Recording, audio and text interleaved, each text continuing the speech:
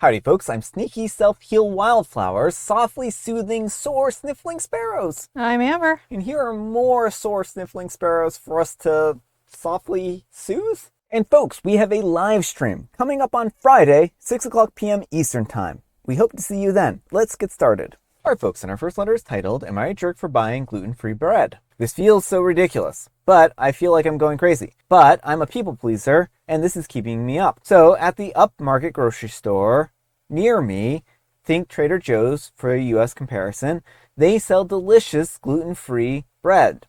They sell it frozen, and it's a type of fruit bread with cinnamon. It's dense and absolutely delicious. I use it routinely for eggs in the morning and often toast it as a dessert after I finish work, and I adore it. It is rather expensive, $8 to $12 USD, but I think it's so worth it. I never thought anything of it, and I would go to the store and buy all of the loaves in the freezer. Most commonly, 2 at a time.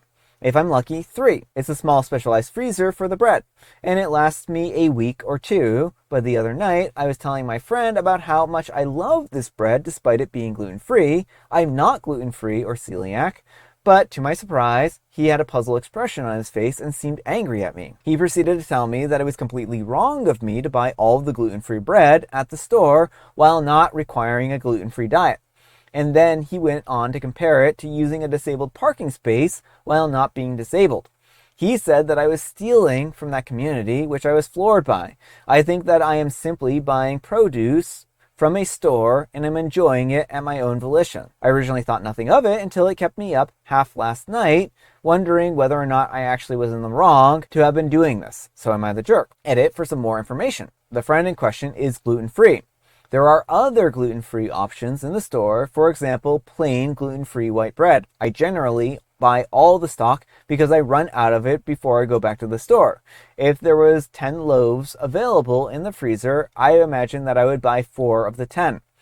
Everyone is saying talk to the store manager. I'm not sure if that's an American thing, but I've never heard of anyone specifically talking to the store manager about stock from where I'm from. All right, folks, what do you think?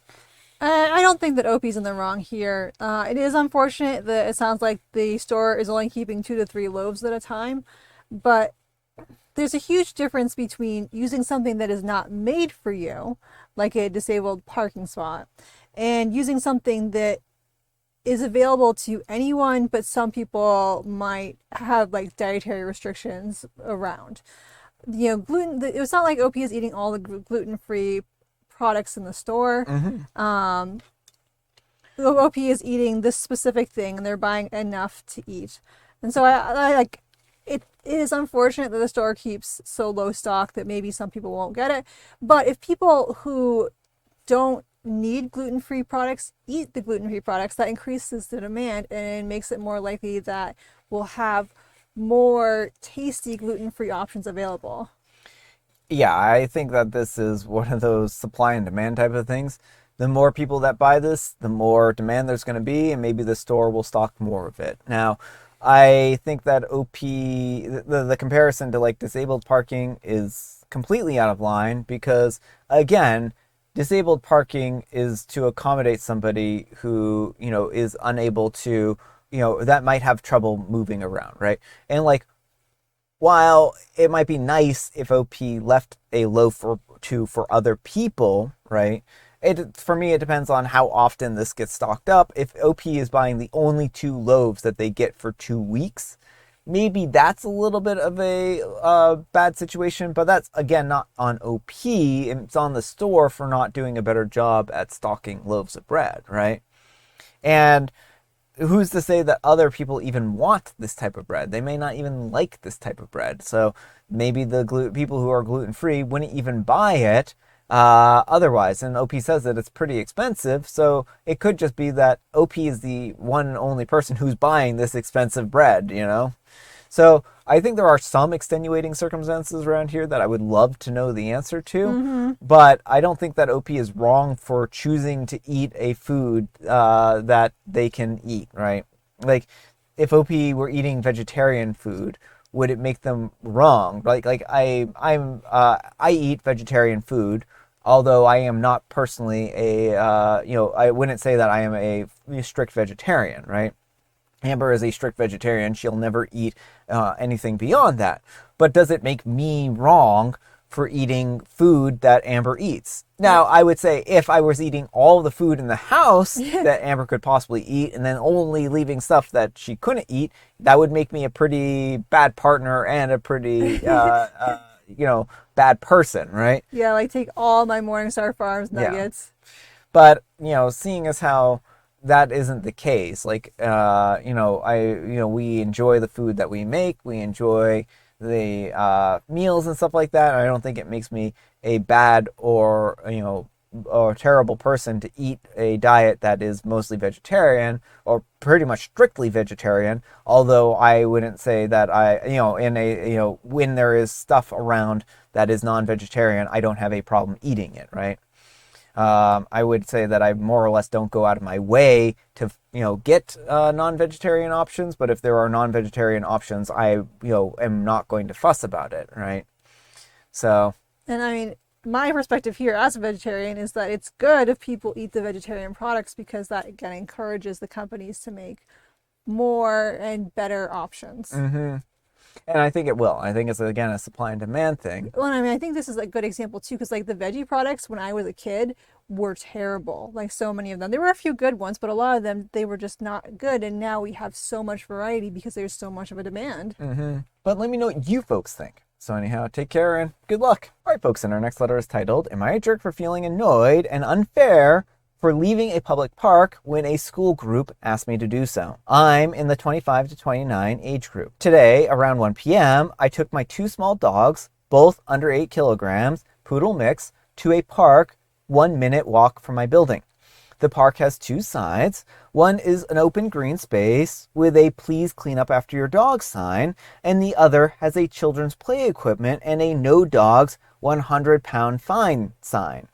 I was on the dog-friendly side, dog off the leash, one quietly sniffing around me, the other one playing ball fetch with me. A few minutes in, a man comes over quite politely and explained that there would be children's activities there. He acknowledged that it's a public space, and he wasn't asking me to leave. He just wanted to make sure that the dogs wouldn't get alerted by the kids. Considering the safety precautions, I felt it was totally understandable and reasonable. I asked him where the boundary should be, and we agreed on a specific tree dividing line, and he left. Well, about 5 minutes later, a middle-aged woman from the same group, she had the school lanyard on, came over. And she said that there was a planned school activity and asked me to move to the other side of the park. I pointed out that the other side doesn't allow dogs, and that her colleague and I already agreed on a boundary. She then said that there's a child in the group with a dog allergy, and she promised the parents that there would be no dogs at all. At that moment, a few thoughts run through my head. 1, I arrived first, and there was no sign, booking notice, or any indication that the space was reserved. 2, we reached a mutual agreement with her colleague 5 minutes earlier. 3, my dogs are poodle mixes, which are considered hypoallergenic breeds. I don't 100% know if this is true. 4, the green side is approximately half an acre. I genuinely question whether my dogs, being in an open air outside at that distance, posed any real allergy risk. I asked whether my breed would make a difference given they're hypoallergenic, and she said no. She signed a contract promising no dogs. And if I don't leave, she would have to call the parent to pick up the child immediately. That part got to me. I couldn't imagine a kid missing out on activities with friends and his or her parent getting pulled out of work unexpectedly. So what can I say? I said fine, and I start putting the dogs back on the lead, and her response, great. No thank you, nothing. I felt genuinely annoyed. My partner says that I had the right to say no. I'm posting here because I'm still not sure. Did I handle it right? What would you have done? Also, when she said that one child is allergic to dogs, she also said, can you understand? Given I'm not British Caucasian, does this sentence make you feel uncomfortable, or am I too sensitive? All right, folks, what do you think? I don't think Opie's in the wrong for how they handled the situation. I don't think they would have been in the wrong for staying either. This was a public park, and the woman made a promise that she could not guarantee, because this, again, half the park is open to dogs. And Opie was in the dog-friendly side of the park. It's not like Opie was running rampant on the other side, And so if she wanted no dogs, they could have stayed on the no dog half. And that would have been fine. But you know, her demand that someone leave a public dog friendly park because she promised there would be no dogs, it just doesn't make any sense. So let me get this straight. She promised parents that there would be no dogs at a public space which was open to dogs. What kind of ludicrous promise is that to make to a bunch of parents here, right? This is absolutely unreasonable for her to make this kind of request. Yeah, I mean, if she went to a space where there were no dogs allowed and OP was out there hanging out with her dog, completely understandable for her to be like, hey, you're not supposed to have a dog here. We got kids who are allergic coming to this thing. I've already talked to the parents and gotten consent forms and stuff like that. Yeah, blah, blah, blah, right? Yep. This taking kids to a public space where, what happens if there had been 10 dogs there already, right? 20 dogs there. It's a public park. Any number of dogs could have been in that space here, right? Yeah. And her whole guilt tripping thing, oh, well, I'll have to call the kid's parents. That's on you. Yes, it would have been unfortunate for the kid, but it all falls down on this woman. I think the only thing is it's unfortunate that Opie didn't get the name of the school or program because this woman deserves to be reported for trying to kick people out of a public park and for making promises she can't make. Yeah. But let me know what you folks think. So anyhow, take care and good luck. All right, folks, and our next letter is titled, Am I a Jerk for Forcing My Adult Friends to Wear a Seatbelt in My Back Seat? I'm a 20-year-old female, and I have 3 adult friends, 20-year-old female, 21-year-old female, and a 22-year-old female, who, when we hang out, do not wear seatbelts in my back seat. This has always kind of irked me, but recently, after seeing a TikTok about the dangers of not wearing a seatbelt in the back seat and checking, this has really reignited the issue for me. I sent a message essentially stating that people in the back seat not wearing a seatbelt makes me uncomfortable, and that in the future, if they do not wear a seatbelt properly, I will ask them to leave my car and find their own way to where we are going and home. Logistically, I'm the only one who can drive us around. 20-year-old female has an astigmatism and can't afford glasses, so she can't drive at night. She is also afraid of driving on the highway due to inexperience. The 21-year-old does not have her own car and would not always have access to a family car. And I'm not sure if the teenagers can use them for social outings. She also is afraid of driving on the highway due to inexperience.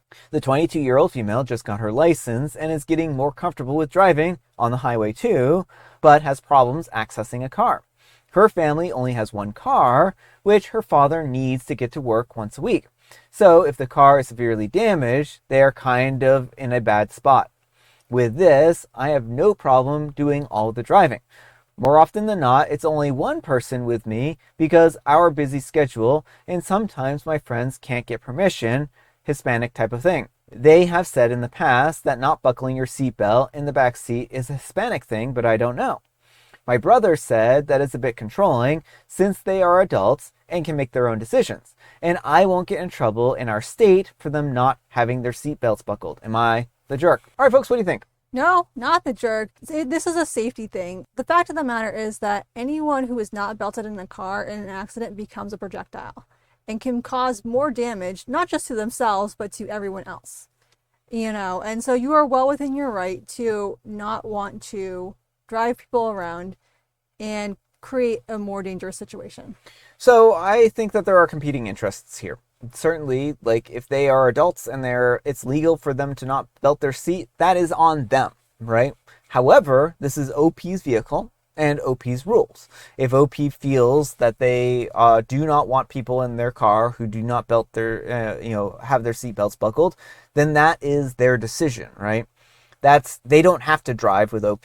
They can find their own way to other events. OP isn't, going out of their way to sabotage their other, ways to work. And so, while the person's like, this is a bit controlling, yeah, it is a bit controlling, but sometimes that's not a bad thing, right? That's controlling there are certain times where rules and regulations and procedure are important, right? Well, and it's not controlling in the sense that OP's not demanding that anytime they're in a vehicle, they belt up. Yeah. If OP was monitoring them Yeah. all the time, that could be, an issue. But this is in my car, I have this set of rules. Yeah. And it's not designed to hamper anyone, just to ensure everyone's safety. Yeah, and I mean, I think that's kind of what I was getting at here. OP isn't controlling them. OP is controlling the situation and circumstances in their vehicle, and they've outlined a set of rules, right? So I agree with your assessment here, right? It would be very different if OP was constantly monitoring them and it's like, "Are you wearing your seatbelt? You know, I see you're driving somewhere. Are you wearing a seatbelt?" Watching their GPS at all times. Yeah. Yeah, I think that there are rules and regulations. This isn't any more controlling than the government telling people that they have to belt, their seat belts and stuff like that. And OP would have to be the one to live with the guilt if one of their friends died because they didn't have their seatbelt on, right? So I would have a hard time blaming OP, faulting OP here. I mean, personally, I think in my vehicle there's a rule of you always belt your seatbelt, but it's easy because in my state it's actually legally required for everyone to wear a seatbelt. So I do not have a choice in the matter, but if I did, I would still say you have to wear a seatbelt. But let me know what you folks think. So anyhow, take care and good luck. And Neurotoxin says, "Not the jerk, your car, your rules. If they don't like it, they can walk." And Simba Pipe Tom Little says, "And I would be sending them videos of the damage a person can do and cause to themselves when they fly out of a windscreen. Stick to your guns, OP. No seatbelts, no lift." And Blue Dub D says, "If they're in the back seat, the fact is that they can seriously injure or kill a friend who is driving by slamming into the back of her seat." And Clippers W says, "Your car, your rules. In my country, it is a law to wear a seatbelt. If you happen to crash, the person behind you could hit you hard and go through the windscreen. Absolutely not the jerk. How difficult is it to wear a seatbelt?" And Test 47 says, "Exactly. The person in the back without a seatbelt will crash into the person in the front and do some serious damage. This post is making me remember something and I'm getting mad. Haha." All right, folks, it is tea time. Grab your beverages of choice. I've got some tea right here, and Amber, she has a joke. What does a pepper do when it's angry? Well, I would imagine it gets all steamed up. If it was a pepper and it was mad, it would be hot-headed, hot-footed, hot-peppered. I like your answer better. It gets jalapeno face. Oh.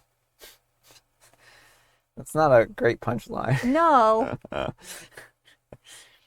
I don't even know where they're going with that. Well, I think all up in your face. Well, I know where they're going. I mean, it doesn't have the right sound, though. Yeah, that's what I'm saying. It's like it's tenuous at best. Mm-hmm. And I have Earl Grey. And folks, today is a very special day. It's dessert bread day. So make sure to go find yourself a dessert bread. And if you want to put jalapenos in it, go ahead and do that too. That sounds horrifying. All right, folks, that's all the time we have for today. Thank you so much for watching. Happy Special Sunday, folks. And you know what makes it special? You do, and Amber does too. And Brian does too. Amber, we need some kind of moral advice and or guidance, and please have it on wearing seatbelts. Wear your seatbelts. That's all I have to say. Yeah, it might save a life. It might save your life. But thanks so much for watching, and we'll see you all tomorrow. Bye.